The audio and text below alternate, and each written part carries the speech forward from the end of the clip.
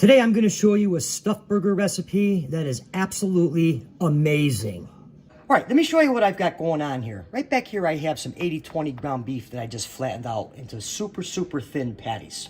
Now right here I have some garden vegetable cream cheese.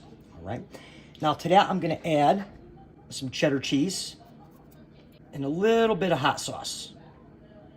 Not a lot. So now what we're going to do is we're just going to mix this up. Okay, now that we have this mixed up, we're just going to set it aside. We're going to bring our patties forward here. And what you want to do is we're going to hit them with a little bit of salt, some fresh ground black pepper. Okay, so now what we're going to do is we're going to take our cream cheese mixture that we mixed up, and we're just going to place it right on our burger, just like this. Okay, and we're just going to put it like that, spread it out just a little bit. And then we're going to take the top portion, and we're just going to sandwich it right on like this. And then what we want to do is we just want to seal it all together. Okay, now that I have it all nice and formed, what we want to do is you want to put this in the refrigerator for about 30 to 45 minutes. That way it firms up and does not fall apart when we cook it. All right, so my pan's heating up. Be ready in a couple seconds. I let the burger hang out in the refrigerator for about 30 minutes, which I've already salt and peppered this side right here. All right, so our pan's ready. We're gonna do a little olive oil, not much. And we're just gonna drop our patty right in here. Give it a firm press. A little salt, black pepper. Now we're gonna cook this for about 4 minutes per side, medium heat, not too hot.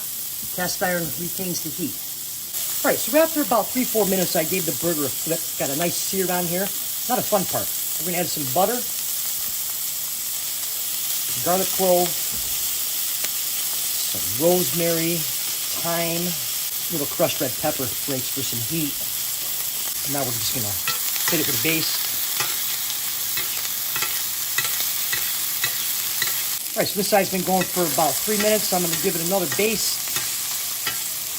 Turn my heat down to low and let it go for another 3 minutes.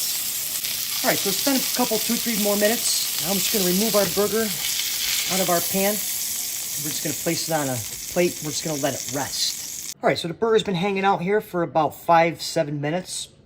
I got a toasted bun. I'm gonna do a little mayonnaise today. To that, some pickles and some lettuce.